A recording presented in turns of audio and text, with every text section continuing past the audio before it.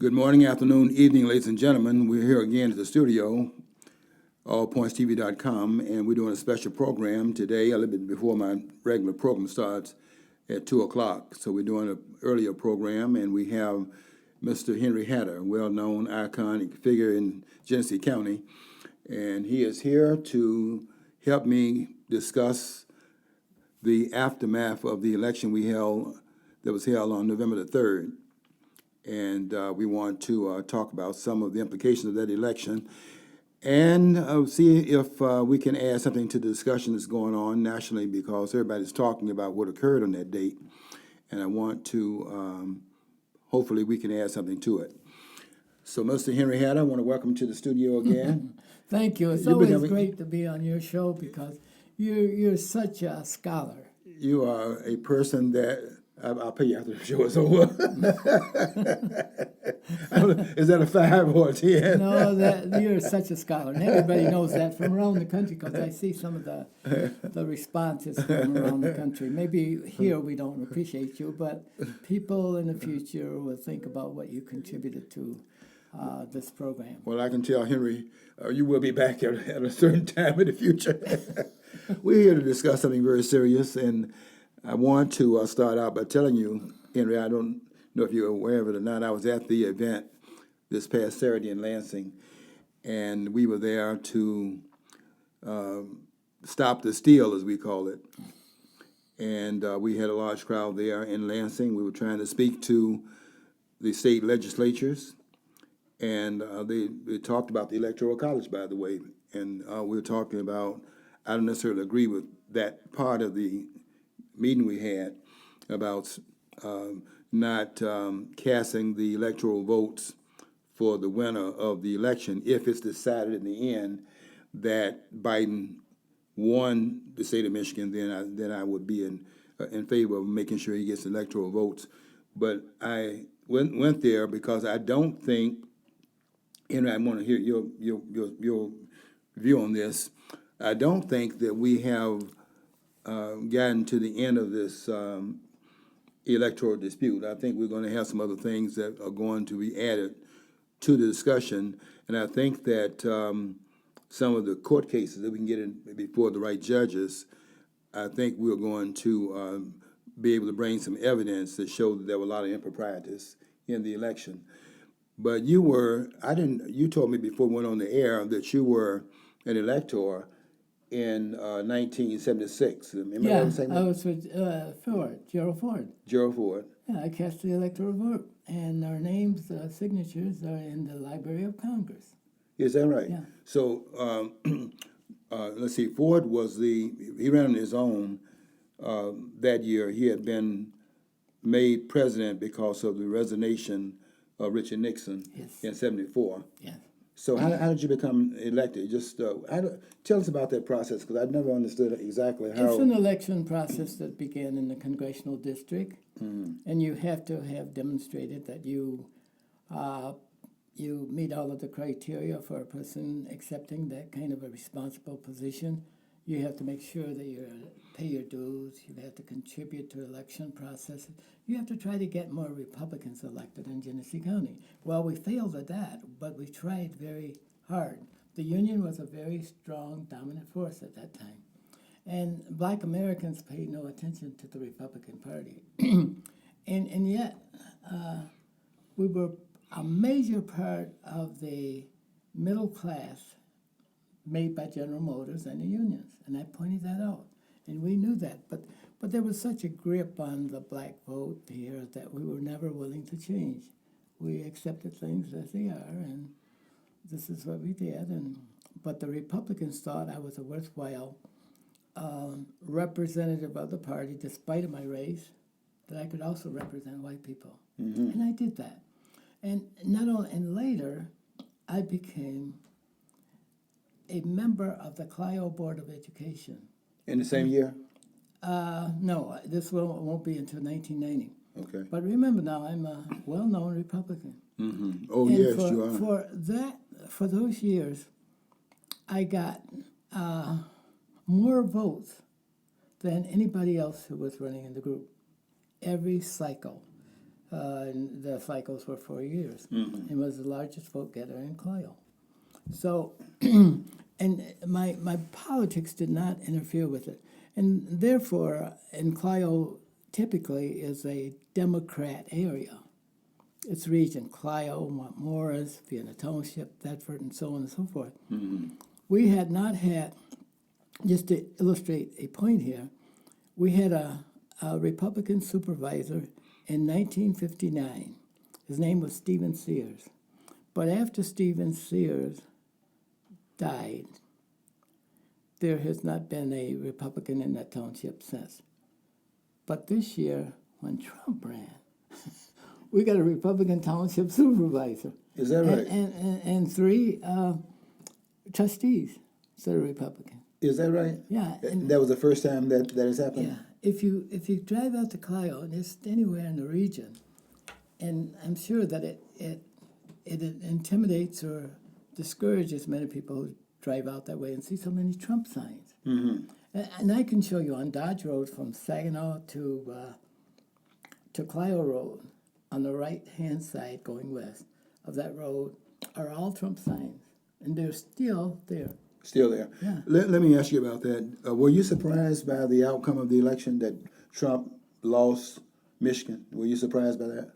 I was afraid that the Democrats were mining black votes, and if they could get them, up and get them to the poll, they'll vote just how they're asked to vote. They've always done it. They've been comfortable with it. And being a Democrat to some people is just like motherhood, apple pie, and Chevrolet. So they love the spin of that name, and whatever they get from the efforts that Democrats lead to them. But never look for anything better. Never challenge anything. And some people would say, well, that's your opinion. But yet we're struggling with the same problems that we had in 1970 or 1960. Well, I'll tell you, I went to a lot of the rallies. I supported Donald Trump very strongly, and I went to a lot of the rallies. They had one in Macomb County, had one in Fullerton, and then in aftermath of him being here, they had some rallies in Frankenmuth and other places. And I was asking people because they're always from different parts of the state, what were they seeing in the parts of the states where they were? And they were telling me that they saw Donald Trump's support, and they did not see a lot of support for Biden. And Debbie Dingell, who is one of the representatives from the state, was talking on one of the programs, and she was saying that she went to one of the UAW meetings thinking she was going to talk about the candidacy of Biden, and all they want to talk about at the meeting, this UAW meeting, all they want to talk about was Donald Trump. So I'm what I'm seeing and hearing, and what I was seeing in terms of the crowds he was drawing, and then looking over here at these, you couldn't even call it a crowd, where Biden was in fact calling I guess you would call it a rally. I didn't think it was going to be a contest even close in the election in the state, and I was very surprised when they said that Biden had won the state of Michigan, and I didn't see any energy that would have, made me believe there was any chance of it happening. I was very surprised by it, and so I just hope that we can be sure of the outcome, and the election was in fact won fairly. George, it has to be that way. If we are to continue with a free and democratic society, and I call to you again, that by 2050 we will have the paradigm shift. And that is when that white Americans will no longer be the arithmetic and political majority of this country, but it would be basically African Americans and Hispanics. But then when you put the other groups, people of color, in there, now it looks as though what we're creating in this generation today, what we're seeing, and with race being the vehicle I think the United States has a real serious problem because there are some whites who think that people of color are out to assassinate them, to eradicate them. And I don't know whether you've heard that or not. Oh, yes. Yeah. So, and They had a I've meeting heard this word. at Howard University. Had a meeting on race this past weekend, and had one person up there calling for that in that meeting, saying that that America could not be safe unless there was an extermination of whites, and this kind of talk is very concerning. That's very concerning to me. And I wouldn't and support it we need at to all. focus on that if we don't get assassinated first by either the Democrats or blacks. We need to talk about that, about the danger that we pose in this country, because there are some people out there that are ready with their guns, and there were people ready to. They say, "You give if somebody gives the order, we will attack." I'm surprised by the number of people that cling to the Democratic Party, given the Democratic Party's history. You know, the Democratic Party is a party of the Ku Klux Klan, and you would think, given how blacks perceive the history of the two parties, that Abraham Lincoln was a Democrat, and the Republicans were the oppressors. I mean, they have a faulty understanding of the history, and so they label people that I think have awakened from this conundrum that we're in, and people have awakened, and they're claiming that those persons that no longer want to identify with the party of the Ku Klux Klan, they're saying they're the sellouts. How can that be that they're the sellouts when the Klan lynched black people's grandparents? Yeah.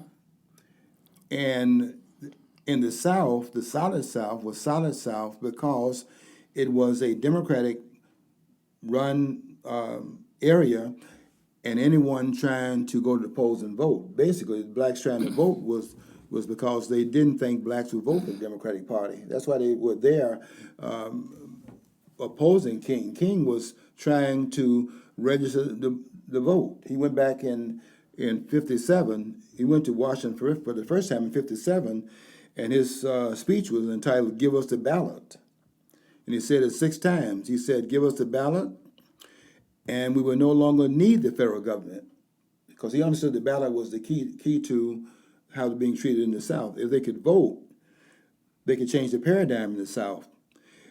I think what happened, and this is my own view based on my reading of history in that period, is that they made the civil rights movement a movement against racism. When the civil rights movement was a movement against the Democratic Party, that was blocking blacks' advancement in the South because blacks were Republicans.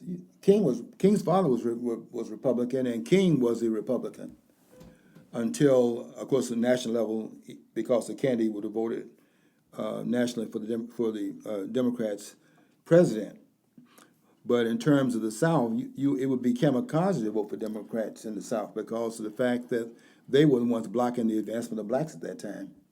Well, and I could understand the tenuous position of Martin Luther King at that time. So you have to. Did you know that even me, being on the school board, there were issues that came before me that I had to be very cautious. I had to think it through. They may have involved race or gender. So I just come out with a polished position on something without question. I had to think it through. And I know what Martin Luther King went through, what Kennedy, and most of all, what Trump went through.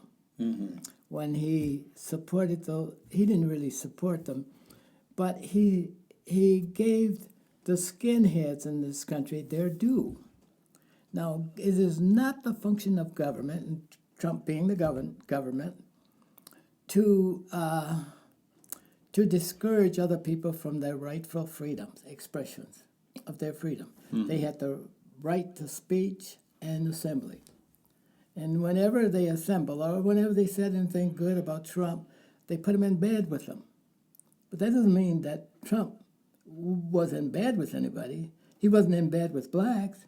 He wasn't in bed with the whites, the rich, the Republicans, or the Democrats.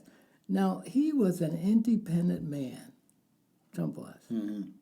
And so to put him in bed with skinheads is the wrong thing to have done. All he did was allow them to exercise their right under the Constitution, as he did everybody else. Donald Trump was never, in 30 years being out here in the public limelight, accused of racism until he ran for president. Yeah.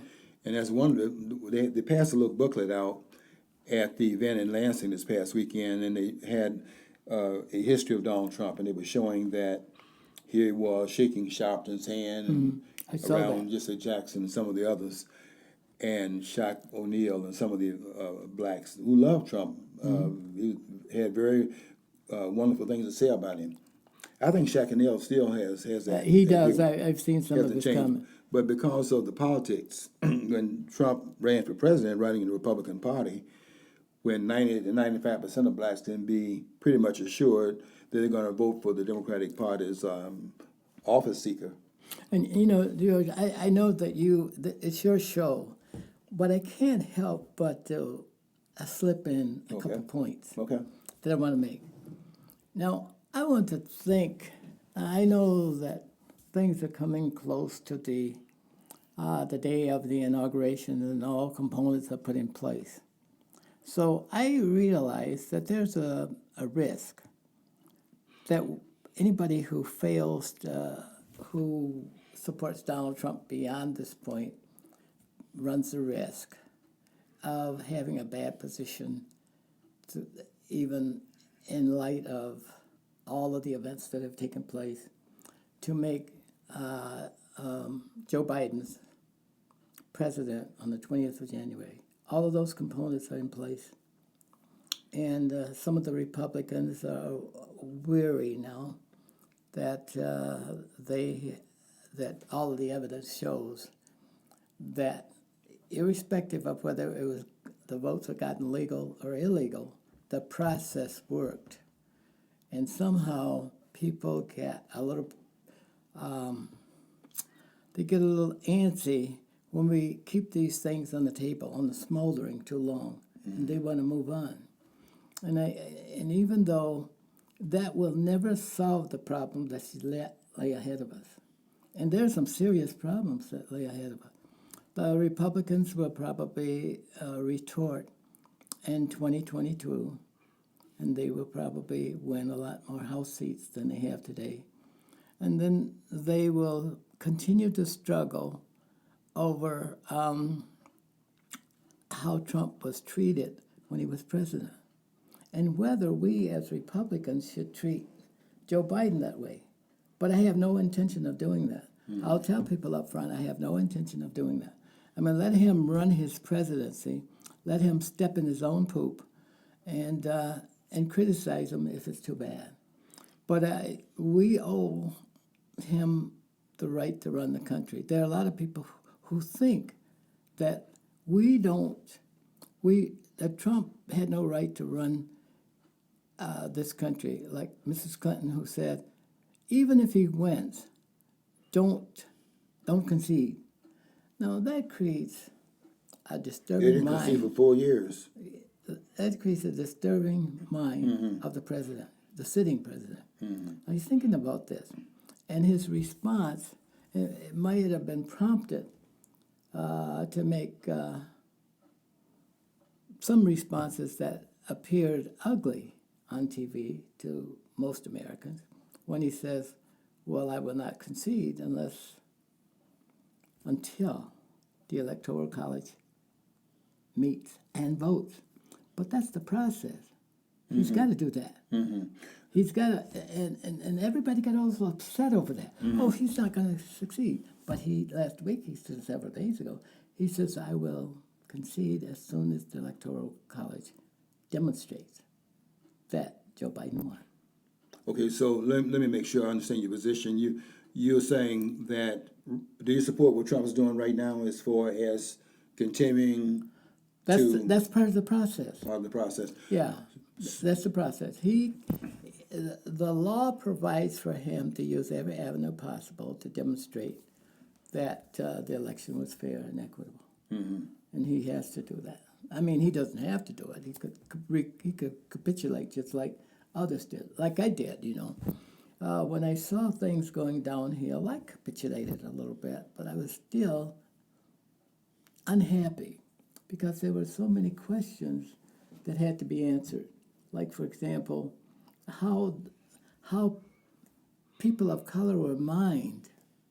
Republicans would never have a choice like that. And then what we did, the Democrats did, is they were making rules as we were going. Well, the rules were already established. And nobody had time to brace against this momentum that the Democrats had. They never had a chance. And they said, well, we're going to, the mail-in votes, we're going to do this and that. But that should have been a process by both Democrats and Republicans discussed prior to the election. This is how we're going to do it. This is what we're going to do it. And this is how it would be done. They did never use the 5 who, what, why, when, where, and here. Do you think this election was a fair election? No, I don't, because of the Republicans didn't have a chance to go back and put in a stronger appeal for black people, even and for people of color. That was wrong. And we will pay for that in 30 years when we have, when whites will no longer be the arithmetic and political majority. And that's sad. That may be good or bad. We may tear this country completely up. So we need to think about that and figure out how we go back and correct that. Yeah, I don't think that I have a very ambivalent type of position on what should happen now. I think that Trump, as you said, is doing the right thing by pursuing all the legal remedies. At the same time, this election has so many anomalies in it. Sure.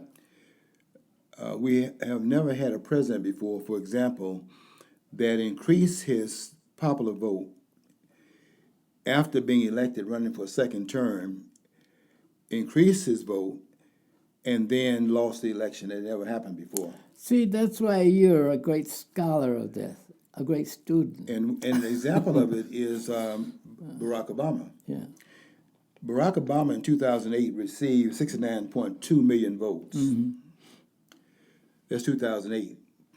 4 years later, he had 62 million votes. He had 7 million votes less. Donald Trump received in 2016 63 million votes. He increased his share of the popular vote by 11 million in 2020 and still lost. And a person who was not popular enough as a part of Trump's administration in 2016 to take the banner and run with it because of the unpopularity of the Obama administration at the end of his term, Hillary Clinton stood in the gap as the former Secretary of State and ran. Biden didn't run. But he comes back while Trump is getting 11 million more votes than he got in 2016. Biden gets 80 million votes and not even in a political position at that time to run for president. So that's my ambivalence is that I know I have some information that has been coming across my wires. I have people that text me things because they know I'm on Facebook, and I know that this election was flawed. My ambivalence, though, is that if after all of the protocols have been used and all of the remedies that are open to certify the election have failed and Donald Trump is not successful, then I think that Trump should step down but not concede. In other words, not to validate the theft, Sure. but respect the institution of the office in terms of the requirement is if you have a majority electoral votes, then that elects the president of the United States, and Yes. that tradition should not be Yeah. broken nor tampered No. with. Yes, I agree with you. What you're saying, I agree with you.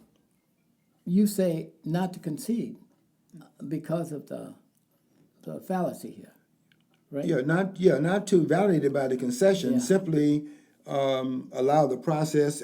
You use all the remedies, and the decision was that Biden's election is going to be validated and certified. Now, this is what you call creative thinking. And yet, the problem to be solved, our conclusion is that the election will proceed to some kind of agreement in the end.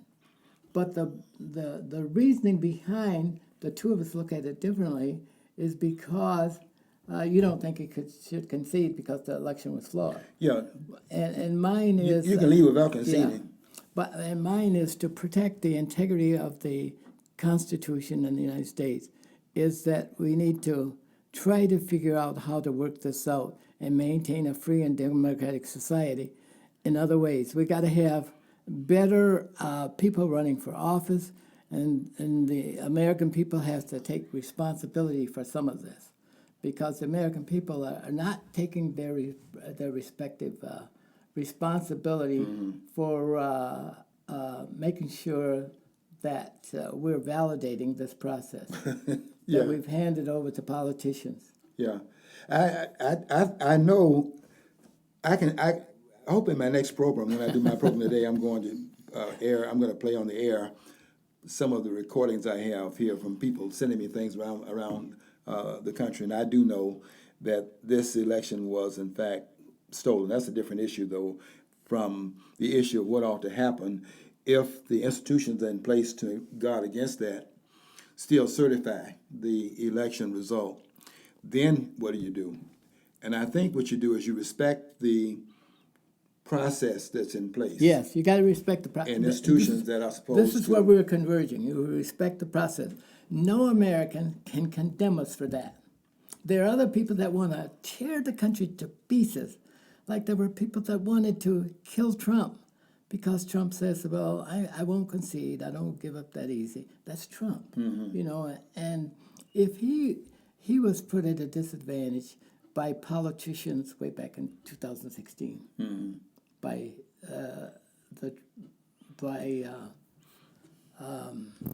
the Clintons in that group and other gangs.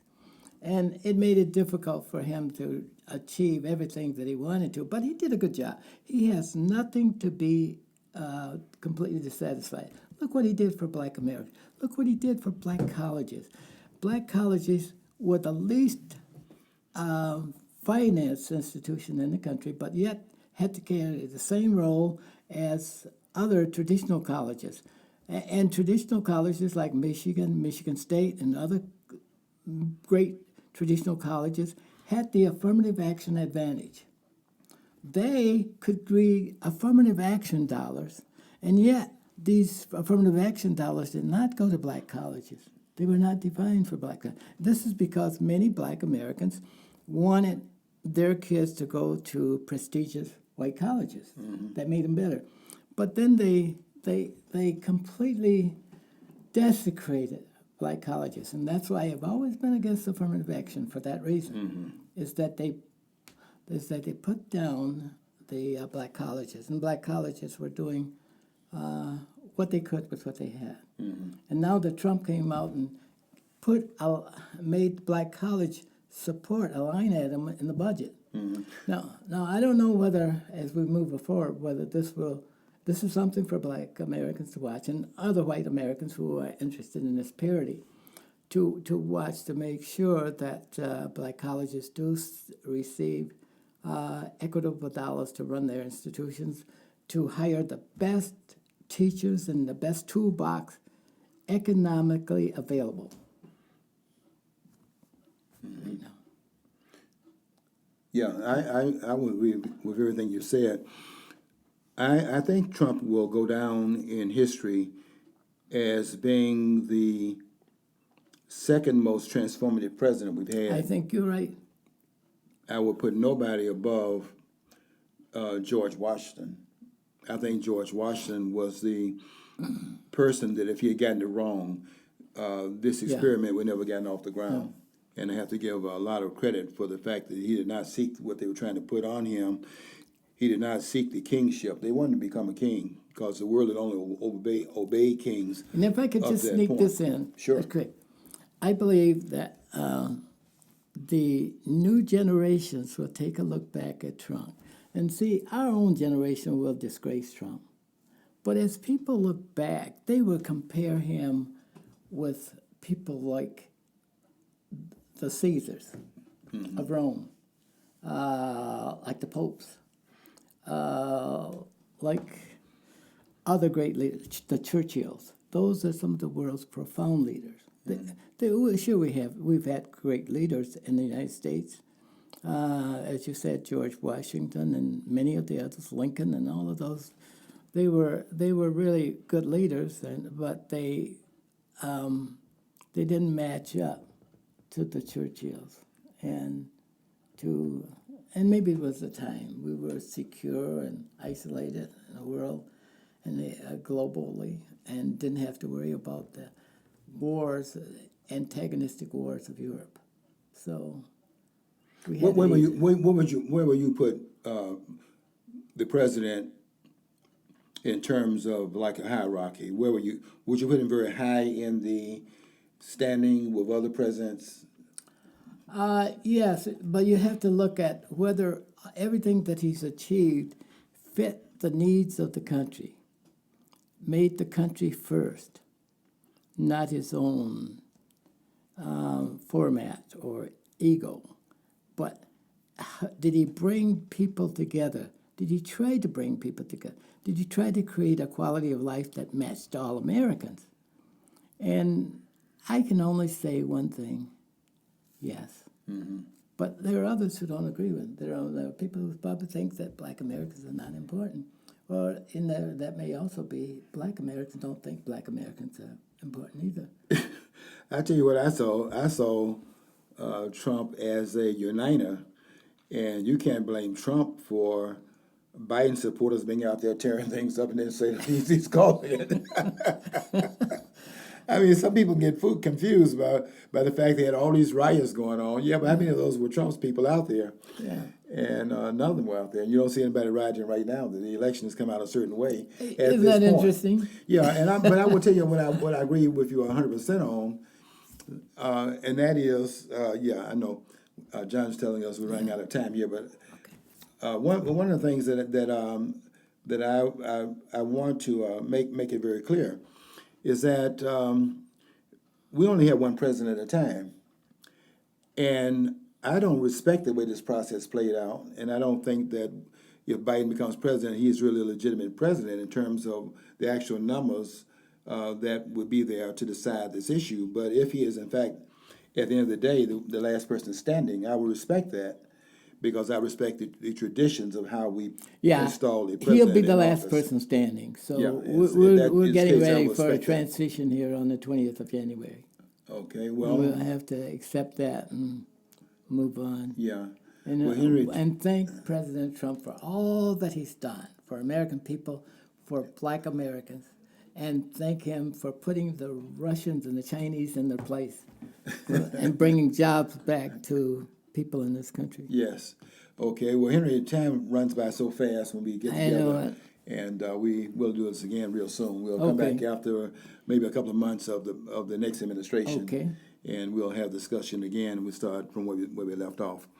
I want to thank the listeners again here at allpointstv.com, and want you to stay tuned. I do a program in about 10 minutes here, the normal program, and I want you to stay tuned for that as well. We'll be doing that live at 2 o'clock. I want to thank Henry Hatter for coming in. Henry, it's Thank always you, a pleasure. sir. And we'll be doing this again. We're doing the bump here. We're actually touching. I don't know if that's allowed or not.